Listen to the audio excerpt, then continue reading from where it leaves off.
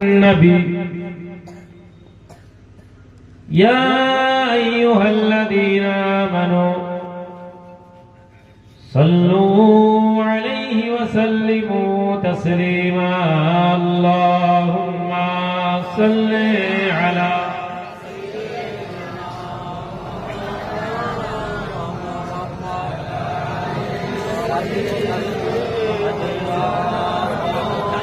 اللهم صل على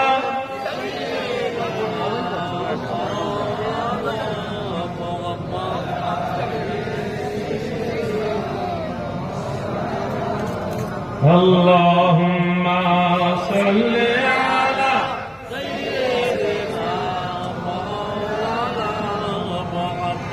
وعلى آل سيدنا اللهم صل على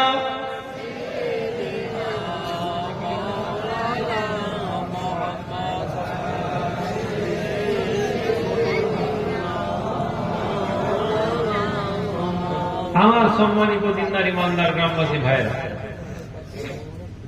আল্লাহ পাক রব্বুল আলামিন কোরআনুল কারীমে ইরশাদ করছেন, হে নবী আপনি বলুন তারা কি এক, যারা জানে আর যারা জানে না। যারা জানে না তারা কখনো এক হতে পারে না যারা জানে তাদের তুলনাতে। এবার এই জানা এবং না জানার ব্যাখ্যা অনেক লম্বা। কি জানবো, কতটা জানবো, কার কাছে জানবো, ইত্যাদি ইত্যাদি বিষয় আছে। তবে মোটা মোটা কথায় যে ব্যক্তি ধর্ম জানে আর যে ব্যক্তি ধর্ম জানে না, এই দুজন লোকের তুলনা অন্ধ এবং চোখে দেখতে পাওয়ার লোক যেমন, যে ব্যক্তি ধর্ম জানে আর যে ব্যক্তি ধর্ম জানে না তাদের বিষয়। আজই আমি জুমার শুরুতে আলোচনা করছিলাম, আপনাদেরকে ওই কথাটা বলি। জুমার আগের দিন কিছু কিতাব ঘাটি, জুমার দিন বায়ানের কিছু এক্সেপশনাল কথা বলা। জলসা সব শুনেছেন, 30 বছর 40 বছর এই সব, 50 বছর জলসা শুনছি। কত বয়স? 65 বছর। 15 বছর বয়স থেকে জলসা শুনছেন। আর 10 মিনিট বলতে পারবে? বলেন তো, ধর্ম 10 মিনিট ধর্মের কথা বলে। উনি আমার সভাপতি, আমি ওনার নাম দিয়ে বলছি। এটা আমাদের পুরো সমাজের চিত্র। চিৎকার দিয়ে মোটরসাইকেলে করে চিল্লে চিল্লে গিয়ে আসছেন, জিন্দাবাদ জিন্দাবাদ।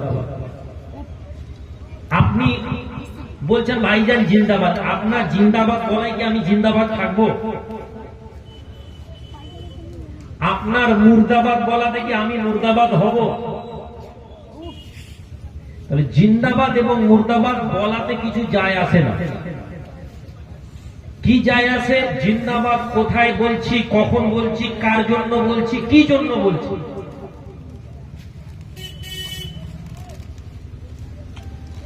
ফুরফুরা শরীফ জিন্দাবাদ বলার মধ্যে ফুরফুরা শরীফ জিন্দাবাদ নয়। প্রতাপপুর দরবার শরীফ জিন্দাবাদ বলার মধ্যে প্রতাপপুর দরবার শরীফ জিন্দাবাদ নয়। জিন্দাবাদ ওই ব্যক্তির মুখ থেকে হবে যখন সে ওই দরবারের আদর্শকে গ্রহণ করবে। আমরা বলি আমরা দাদা পীরের গোলাম, দাঁড়িয়ে 2 মিনিট বলুন দাদা পীরের গোলাম। এটা আপনি কেন 2 মিনিট আপনি বলতে পারবেন না? কেন?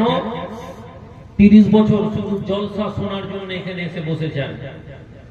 30 বছর ধরে বক্তা করেছেন, 30,000, 40,000, 20,000, 15,000 বক্তা করেছেন। যে বক্তা আপনাকে শুধু কিসসা শুনিয়েছে, ওয়াজ শুনিয়েছে আর জোরে জোরে সুবহানাল্লাহ পড়িয়েছে।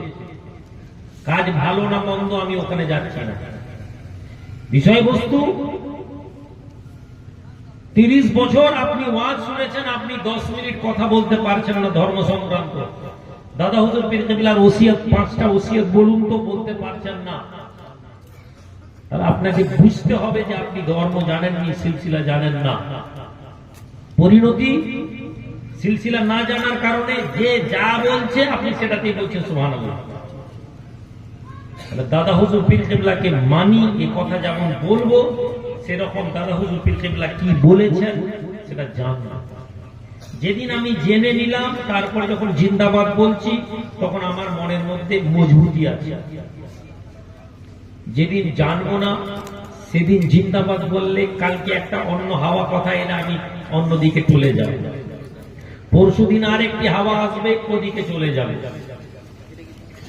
ঠিক একইভাবে ইসলাম বৃহত্তর জায়গায় যদি ভাবি, একইভাবে ইসলামে মুসলমান সবাই বলছি, কেউ বলতে পারছি না আল্লাহ পাক আপনাকে আমাকে কি দিয়েছেন।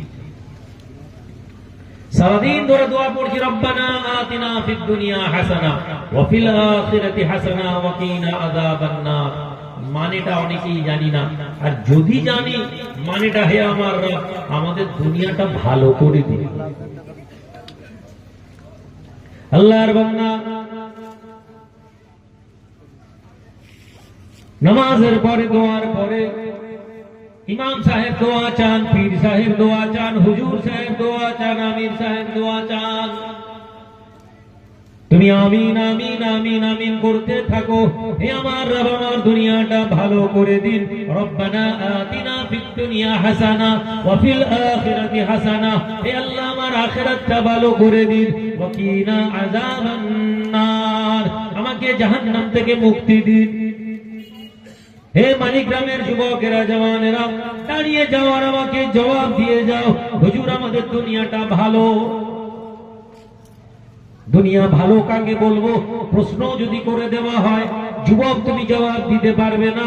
দুনিয়া ভালো মানে তোমার কাছে বড় বাড়ি হয়ে যাওয়া, দুনিয়া ভালো মানে তোমার কাছে একটা বড় গাড়ি হয়ে যাওয়া, দুনিয়া ভালো মানে তোমার একটি বড় বিল্ডিং হয়ে যাওয়া, 2 বিঘা জায়গা হয়ে যাওয়া, তোমার কাছে তোমার বিবির কাছে ভালো গয়না থাকা, তোমার মেয়ের জামাইটা বড় ভালো, তোমার শ্বশুর ছেলের শ্বশুরটা বড় লোকের ঘরের, তুমি মনে করছো আমার দুনিয়াটা ভালো। আপনার কাছে দুনিয়া ভালো বলতে এর বাইরে কিছু নেই। আপনার কাছে দুনিয়ার উত্তম বলতে এটাই। আপনি কোনদিন জানার চেষ্টা করেননি যে দুনিয়ার উত্তম হওয়াটা কিভাবে হয়? আপনার কাছে দুনিয়ার সম্পদ মানেই হচ্ছে কামিয়াবি। আপনি কখনো দেখলেন না যে নবীজি কি বলে গেছেন? নবীজি কি টাকা কামাতে মানা করেছেন? জি না, বলেননি। নবীজি কখনো বাধা দেননি, এই তোমরা টাকা কেউ কামাবে না। আল্লাহ পাক কি নিষেধ করেছেন সম্পদশালী হতে মানা করা হয়েছে? জি না। আল্লাহ পাক তো সম্পদশালীদের জন্য যাকাত দিয়েছেন, যারা ঈমানদার হবে, আর আমি আল্লাহ যাদেরকে সম্পদ দিব তারা তাদের সম্পদটা আমি আল্লাহর রাস্তায় খরচ করবে। তো সম্পদ জমানো, সম্পদ করা ইসলামের মধ্যে অনুমোদিত, এতে তো মানা কেউ করেনি। তাহলে আমরা যদি বড় লোক হতে চাই তাহলে তো কোনো বাধা নেই। তাহলে বাধা কোথায়? আমাদের কাছে বাধা কিভাবে বড় লোক হব। আমাদের কাছে জানা দরকার সাহাবারা দুনিয়াকে ভালো কিভাবে বানিয়েছিলেন। দুনিয়া ভালো করতে গিয়ে আখিরাত কিভাবে তারা গুরুত্ব দিয়েছেন। দুনিয়ার জমিনে মোকাবিলাতে আখিরাতের জিন্দেগির ভ্যালু কি আমাদের কাছে। সারা জীবন সিদ্দিক আকবর আবু বকর সিদ্দিক রাদিয়াল্লাহু তাআলা আনহু ওই ওয়াজ শুনে সুবহানাল্লাহ বললাম যে সামান্য কিছু জব, সামান্য কিছু দিরহাম ছিল। আল্লাহ নবী আবু বকরের দানটা বলেছিলেন আল্লাহর দাড়ি পাল্লায় সবচেয়ে ভারী। সবাই সুবহানাল্লাহ বলেছি, কিন্তু নিজের জীবনে কখনো আবু বকরের মতন দানশীল হতে চাই না।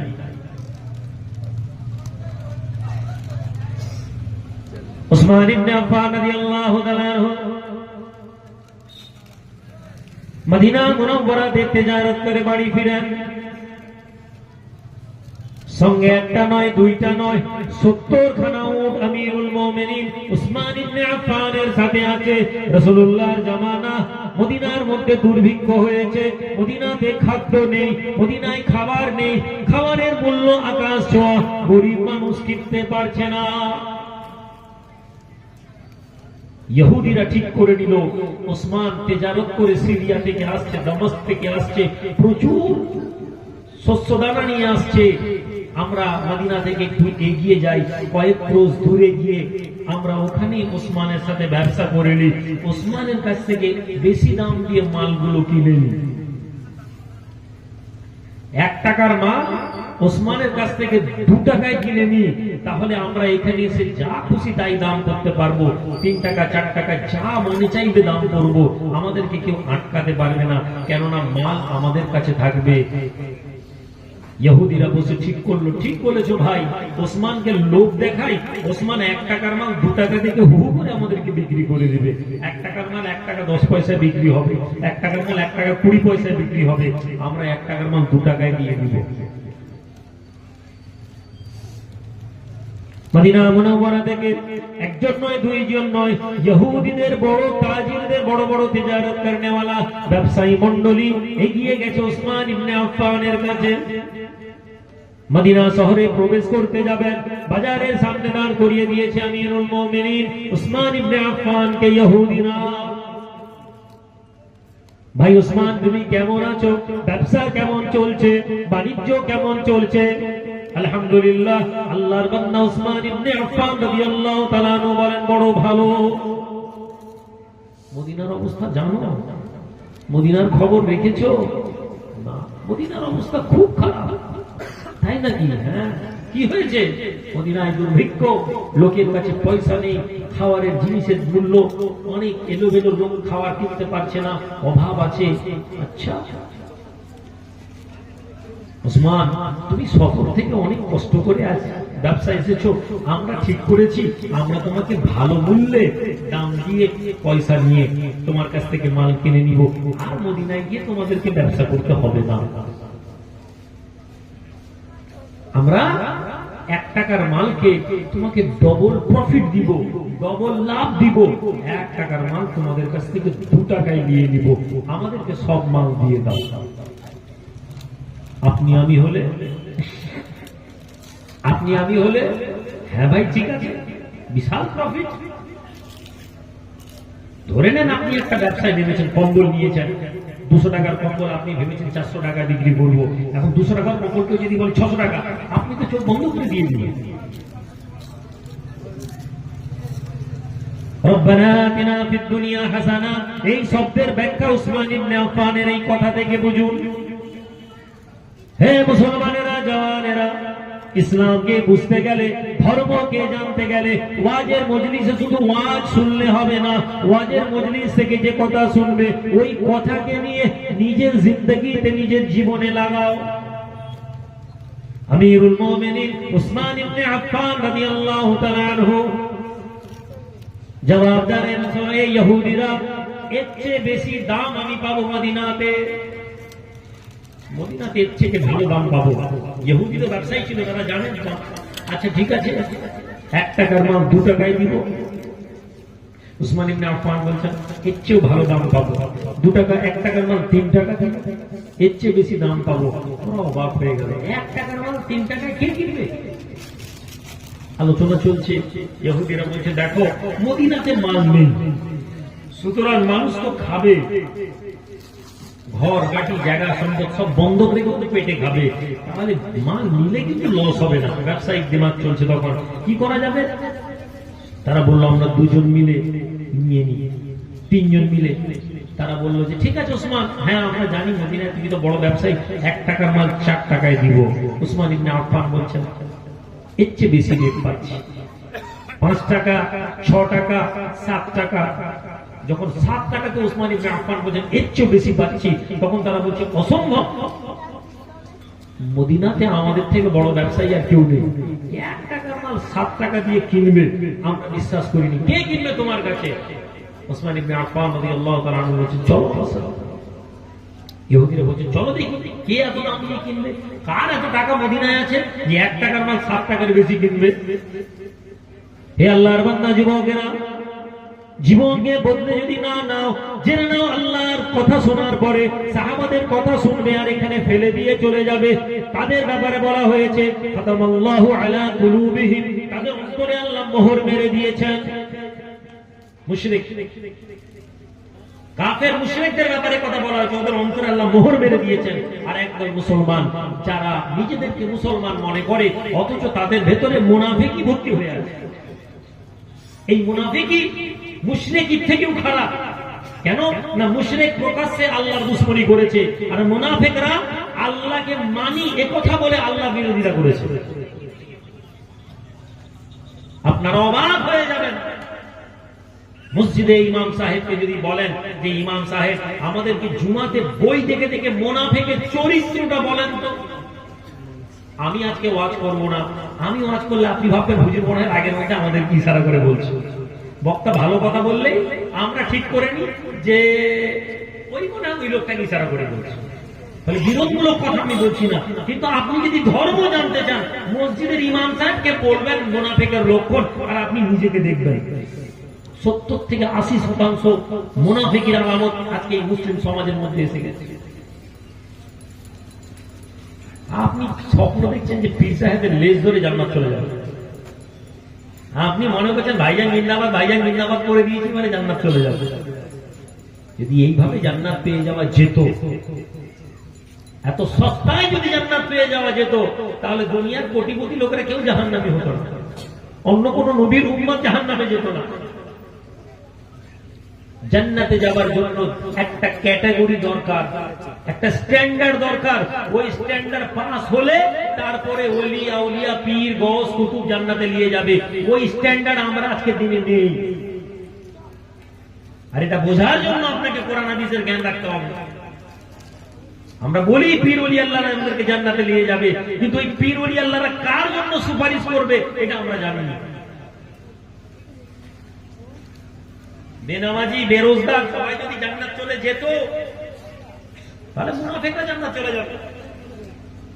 আপনিও জানেন আর আমিও জানি মুনাফিকরা জান্নাত যাবে না। আর মুনাফিকরা কেন মুনাফিক সেটা কোনোদিন আপনি জানার চেষ্টা করেননি, আর জানলেও আপনি চোখ বন্ধ করে নিয়েছেন। আপনি কেননা আপনার সাথে আমার সাথে মিলে যাচ্ছে। সুতরাং দুনিয়া ভালো করার যে কথা বলছি, এই যে পরবর্তীকালে ওসমান ইবনে আফফানের জীবনের যে কথাটা শুনবেন, নিজের মনের মধ্যে নিয়ে আসুন, এটাকে ভুলবো না। জীবনে কোথাও না কোথাও আমি চেষ্টা করব, এই বিশ্বাসের সাথে থাকুন আর দেখুন আপনার দুনিয়া কেমন করে ভালো ভালো। ইহুদিরা পিছনে পিছনে যাচ্ছে, কাকে ওসমান ইবনে আফফান এতটা মূল্য দিয়ে জায়গা দাম বিক্রি করবেন? উটের সারি সারি উট নিয়ে এসে ওসমান ইবনে আফফান মসজিদে নববীর সামনে রেখে দিয়েছেন। ইহুদিরা দাঁড়িয়ে আছে, ওসমান ইবনে আফফান এসে বলেছেন ইয়া রাসূলুল্লাহ, সালাম দিলেন। সালামের জবাব, হে নবী, আমি মসজিদে নববীতে প্রবেশ করার আগে আপনার মুখে শুনতে চাই, কোন ব্যক্তি যদি আল্লাহর জন্য একটা টাকা খরচ করে ওর প্রতিদান আল্লাহ পাক কি দিবেন? দয়ার নবী বলছেন, কোন ব্যক্তি আল্লাহর জন্য যদি আল্লাহর রাস্তায় 1 টাকা দান করে, আল্লাহ পাক তার বরকতে 70 গুণ বেশি সওয়াব দান করবেন। আমিরুল মুমিনিন ওসমান ইবনে আফফান ইহুদিদের দিকে তাকান আর বলেন, এই মদিনার ইহুদিরা, ও মদিনার ইহুদিরা, শুনে নাও আমাদের নবীর কথা, যে রাসূলুল্লাহ সাদিক, যে রাসূলুল্লাহ আমিন, যে নবী কোনদিন মিথ্যা বলেন না, যে নবী কোনদিন কারো সাথে ধোঁকা দেন না, সেই নবীর উপরে আমরা ঈমান এনেছি। এই সমস্ত মাল, শুনে নাও ইয়া রাসূলুল্লাহ, আল্লাহকে সাক্ষী রেখে আল্লাহর দরবারের প্রতিদান পাওয়ার জন্য সমস্ত উটের মালগুলো মদিনায় গরিবদের মাঝে তাকসীম করে দিলাম। নবীজি ওসমান ইবনে আফফানের জন্য দোয়া চাই। সম্মানিত হাজিরিন, জীবন পরিবর্তন করুন। নিশ্চিতে বসে আছেন, আপনি ভাবছেন যে আপনি যেভাবে দুনিয়া কাটাচ্ছেন মরে গেলে ঠিক এইভাবেই পার হয়ে যাবে, কেননা আপনি মরার পরে জীবন সম্পর্কে ওয়াকিবহাল নন। আপনি জানেন না মৃত্যুর পরে আপনাকে কি জিনিসের মুখোমুখি হতে হবে। আপনি জানেন না কবর কি, আপনি জানার চেষ্টা করেননি কবর থেকে বাঁচার জন্য নবীজি কি বলেছেন। আপনি মনে করেছেন যে আমি তো পীর ওলি আল্লাহদেরকে মহব্বত করি, আমার মনে হয় কেউ আমাকে আর আটকাতে পারবে না। আমি রুহুল আমিন এখানে পয়সার দাবি করিনি, ফ্রিতে জলসা করবো। দাবি যিনি করছেন ভালো মন্দ আমি যাইনি, কিন্তু আমি রুহুল আমিনও কি ভালো মানুষ নাকি? আমি তো পয়সা দিই, কম দিব একটু, হয়তো আপনারা কম। আর আজকের দিনে একদল মানুষের নীতি হয়ে গেছে, দাবি করে যারা টাকা নিচ্ছে, যারা যুবক ছেলেরা, এটা ভালো জিনিস। দাবি করে নিচ্ছে, যে নিচ্ছে দাবি করে নি তাকে সমান দিতে হবে। ঘুরিয়ে ফিরিয়ে দাবি না করেও আমি টাকা পাচ্ছি, তাহলে আমি আপনার কাছে এখানে এসে টাকা নিয়ে ওয়াজ করছি, আপনার মনে হয় আমি আপনাকে এমন কথা বলবো যে কথাটায় আপনি আমার পরের জলসা আমাকে দাওয়াত না দেন? আমি এ কথা বললে আপনার গায়ে লাগবে, কিন্তু গ্রামে পরিসংখ্যান চালান তো পীরপন্থী ছেলেরা কতজন 4টা কলমা জানে, 40 বছর ওয়াজ শুনছে, গায়ে লেগে যাবে। ওরে বাপরে, পীরপন্থী কটা ছেলে হাইয়া আলাস সালাহ বলে মসজিদে ছুটে যায়। গ্রামে তবলিগ ঢুকলে বলছি মেরে ঠ্যাং ভেঙে বার করে দে। আমি রুহুল আমিন বছরে একবার এসে জলসা করে মায়ের মুরব্বি জান্নাতে পাঠিয়েছি। দুনিয়া আমার খারাপ, আমার দুনিয়া খারাপ। আল্লাহ কোরআনে বলেছেন রব্বানা আতিনা ফিদ দুনিয়া হাসানা, হে আমার রব আমার দুনিয়া ভালো করে দাও। আমার দুনিয়া ভালো নেই, আমার ঘরে আমার অশান্তি, আমার ছেলের সাথে অশান্তি, আমার বাপের সাথে অশান্তি।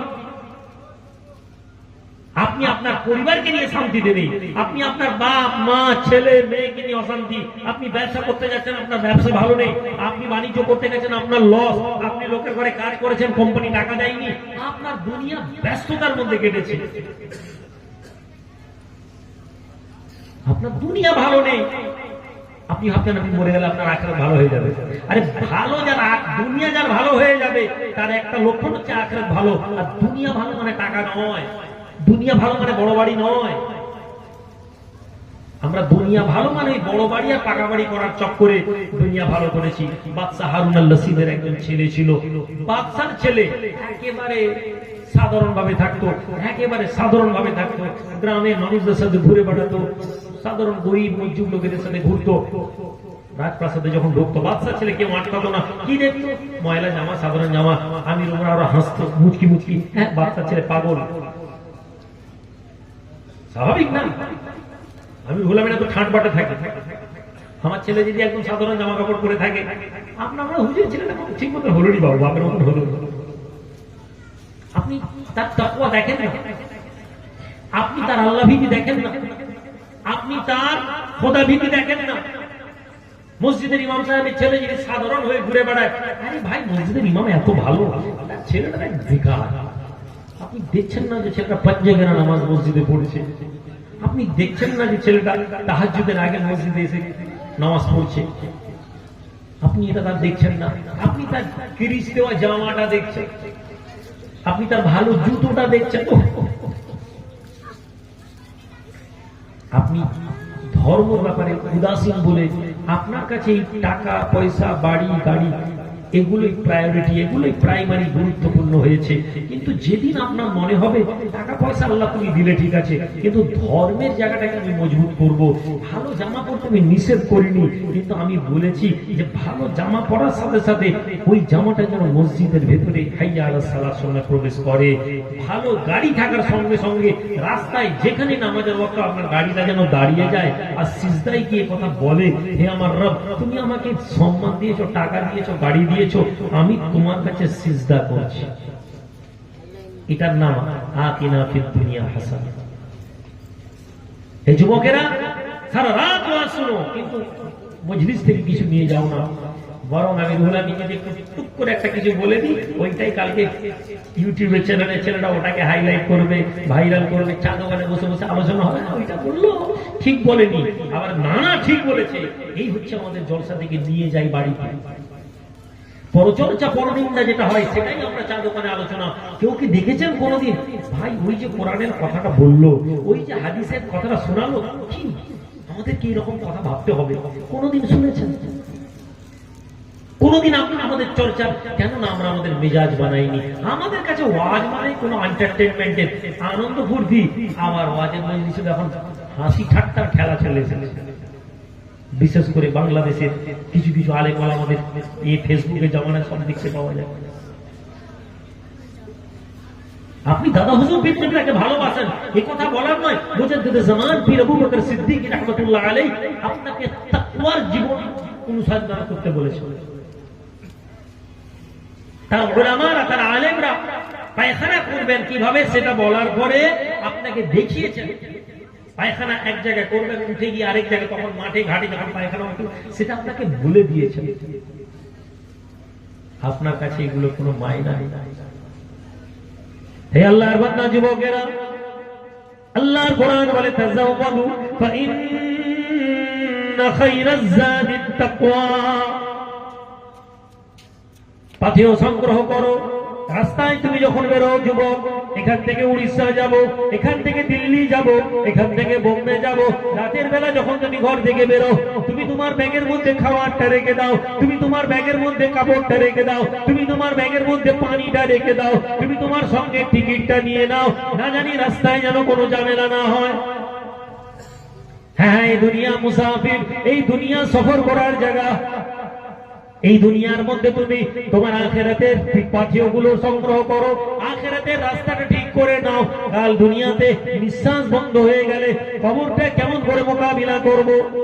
নিঃশ্বাসটা বন্ধ হয়ে গেলে কবরের ভিতরে মুনকার নাকির আসলে কি কথা বলবে? কবরটার পরে যখন আখিরাতে উঠবো কি জবাব দিব? তার জন্য প্রস্তুত হয়ে যাও। আল্লাহর কোরআন বলে তাজাওয়াদু ফা ইন্না খায়রাজ যাদিত তাকওয়া। আর আখিরাতে পাথেয় কি করে সংগ্রহ করবে? আল্লাহর কোরআন বলছে আল্লাহ ভীতি দিয়ে। আল্লাহ ভীতি কিভাবে আনবো? বাদশাহ হারুন আল রশিদের ছেলে মহল্লায় প্রবেশ করছে, ছিঁড়া জামা, ময়লা জামা, আমির ওমরাও মুখ টিপে টিপে হাসে। বাদশার ছেলে বাদশার মান সম্মান ডুবিয়ে দিল। বাদশাহ তো বাদশাহ, ছেলে হোক আর বিবি হোক আর মেয়ে হোক, বাদশার সম্মানে লাগলে সহ্য করবে না। হারুন রশিদের চেহারা লাল, বাড়িতে ঢুকে ঢুকে চিৎকার দিয়েছিল, তুমি মিয়া আমার সম্মান নষ্ট করে দিবে, তুমি মিয়া আমার ইজ্জত নষ্ট করে দিবে। এত আমির ওমরাও থাকে, তুমি আমার দরবারে ভিতর থেকে কেন ঢুকো? এই অবস্থা, তোমাকে বলেছি ভালো কাপড় পরো, বিদেশ থেকে লোক আসে, বাইরের দেশের প্রতিনিধি আসে। ছেলে চুপ, ছেলে চুপ। বাদশাহ এরকম বারবার করে। একদিন ছেলে বলল, আব্বা একটা দিন আসবে যখন আপনি আমাকে নিয়ে আর লজ্জা পাবেন না। বাদশা তো রাগে, আরে তুমি সবসময় কথা বলো, দিন আসবে দিন আসবে। একদিন রাতের বেলা বাদশাহ হারুন আল রশিদের ছেলে রাজপ্রাসাদ থেকে চুপচাপ বেরিয়ে যাচ্ছে, সেই একটা সাধারণ পরনের কাপড় নিয়ে বেরিয়ে যাচ্ছে। উজির ধরেছে, দেহরক্ষী গাড়োয়ান বলছে, কোথায় যাবে রাজকুমার? যাই, চুপ, কাউকে কিছু বলবে না। ঘোড়া চড়ে বেরিয়ে গেল, ঘোড়ায় করে বেরিয়ে চলে গেল। কোথায় গেল, কোথায় গেল? এমন দূর দূরান্তে গেল যেখানে বাদশাহ হারুন রশিদের নাম তো সবাই জানে, কিন্তু বাদশাহ হারুন রশিদকে কেউ দেখেনি। আর তার ছেলে তো অনেক দূরে। সেখানে গিয়ে একটা ছোট্ট ভাঙা বাড়িতে থাকে আর মজুরির কাজ করে। সেখানে মানুষের কুলিগিরি, লেবারের কাজ করে। বাজারে বসে থাকে, লোক এসে লেবার তুলে নিয়ে যায়, লেবারের কাজ করে, পয়সা দেয়, ওই পয়সাতে সে সংসার চালায়। একদিন একজন বড় আলেম তিনি এসেছেন, এসে দেখছেন মজুর খুঁজছেন, তো একটু যুবক ছেলে বসে আছে, চেহারাতে নূর আছে। হে আল্লাহর বান্দা, বারবার বলেছি তুমি বুঝতে পারো না, আমি বুঝতে পারি না, কিন্তু জেনে নাও যখন বান্দা আল্লাহর রাস্তায় ইবাদত করে তখন আল্লাহর কোরআন বলছে ইয়া আইয়ুহাল্লাযীনা আমানুত্তাকুল্লাহ ওয়া আমিনু বিরাসূলিহি ইউতিকুম কিফলাইন মির রাহমাতি ওয়া ইয়াজআল লাকুম নূরান তামসুনা বিহি। যখন বান্দা আল্লাহকে ভয় করে এবং রাসূলের প্রতি ঈমান আনে, আল্লাহ কি করে? তাদেরকে আতা করেন, দেওয়া হয় কিফলাইন মির রাহমা, তার রহমত থেকে দ্বিগুণ পরিমাণ দুইটি কিফল চালা খুলে দেওয়া হয়। এবং তারা কি করে? ওয়ায়াজআল লাকুম নূরান তামসুনা বিহি, তারা আল্লাহর নূরের সমুদ্রে বিচরণ করে। বলুন সুবহানাল্লাহ।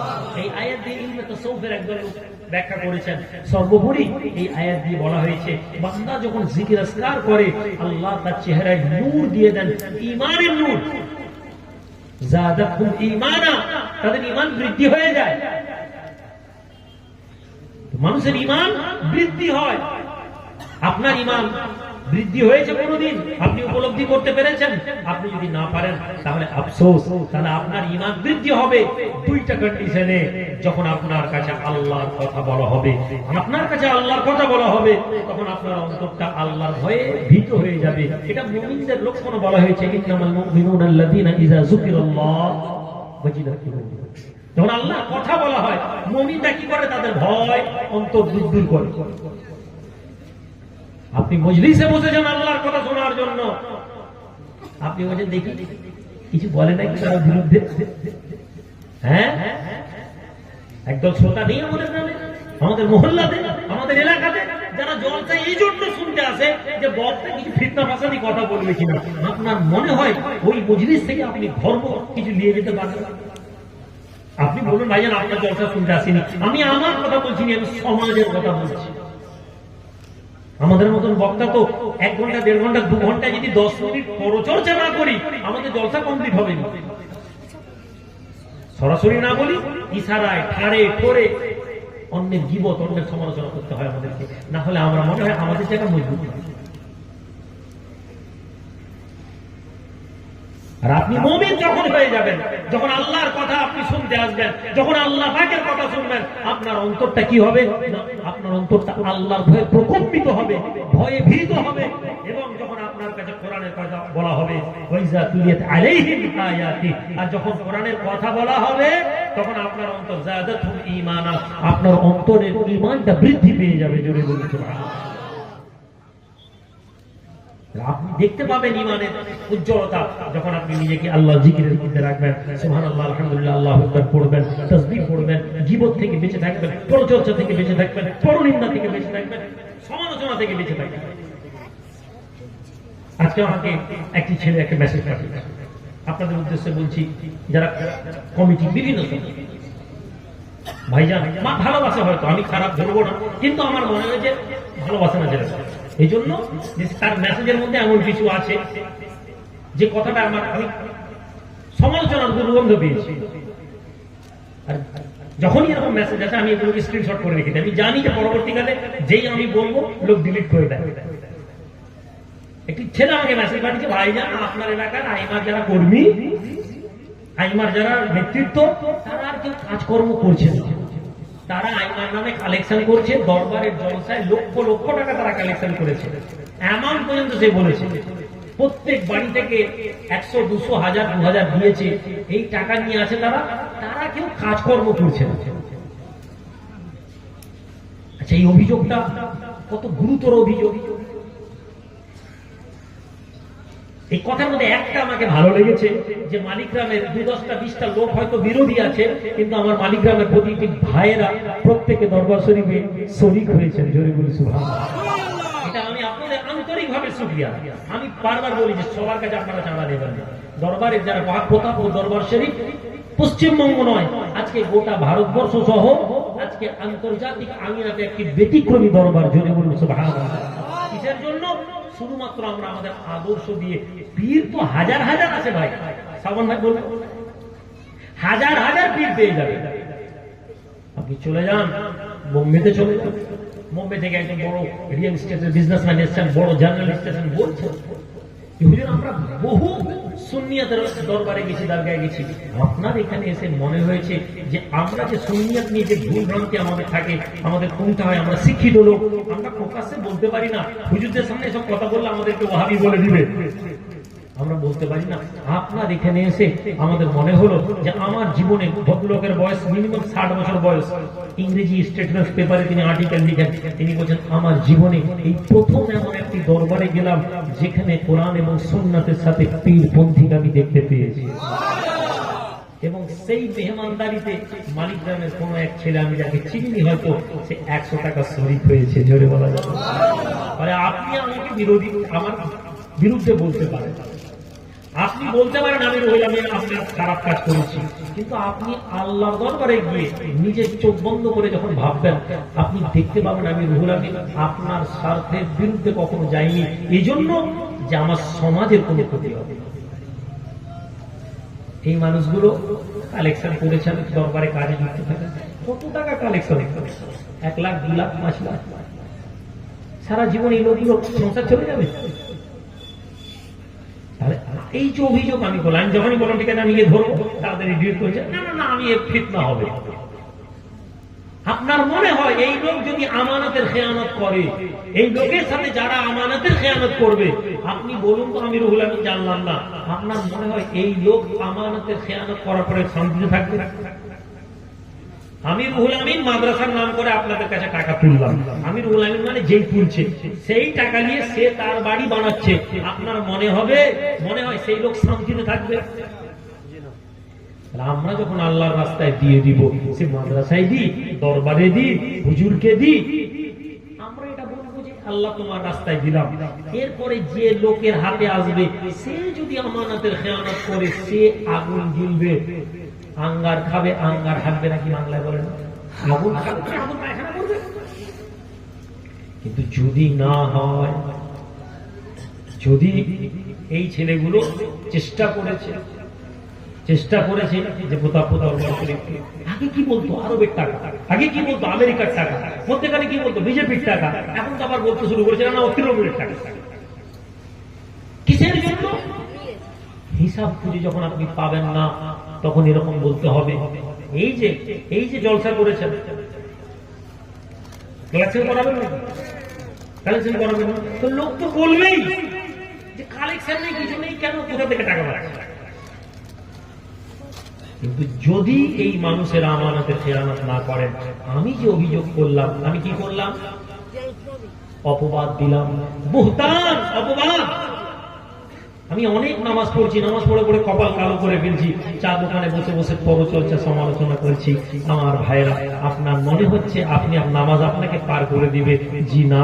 কাল কিয়ামতের দিনে এই লোকটা, নবী বলছেন, যে ব্যক্তির বিরুদ্ধে অপবাদ দাও, যে ব্যক্তির বিরুদ্ধে কুপ্রচার করো, যে ব্যক্তির বিরুদ্ধে তোমরা খারাপ মন্তব্য করো, কিয়ামতের দিনে আগে ওই লোকটার সাথে তোমাকে মোকাবিলা করা হবে। আপনি কারো বিরুদ্ধে বলেছেন, সে দাঁড়াবে, কি ব্যাপার আল্লাহ, এই ব্যক্তি দুনিয়াতে আমার বিরুদ্ধে এই অভিযোগ এনেছিল, আমি চোর, আল্লাহ তুমি জানো আমি চুরি করিনি, আল্লাহ ফায়সালা করলেন। এর চেয়ে বড় কঠিন কথা কি? আপনি এদিকে চা দোকানে বসে, আপনি হাজি সাহেব, আপনি মৌলানা সাহেব, আপনি পীর সাহেব, আপনি বসে বসে এইটা উঠে সমালোচনা করে বেরিয়ে চলে গেলেন। আপনি মসজিদে বসে সমালোচনা করে দিলেন, আপনি চা দোকানে বসে সমালোচনা করলেন, আর এদিকে আপনি তাহাজ্জুদের নামাজ পড়ছেন, নফল নামাজ করছেন, হজ করেছেন। নবীজি বলছেন আপনার নেকির পাহাড় হয়ে আছে, কিন্তু যখন বিচার শুরু হবে তখন এরকম লোকেরা আসবে, আল্লাহ বলবেন ফালা তুজলিমু নাফসুন শাইয়্যা, আজকে আমি কারো উপর জুলুম করব না, এর নেকি কেটে একে দিয়ে দাও, নেকি কেটে এই লোকের আমলনামায় দেওয়া হবে।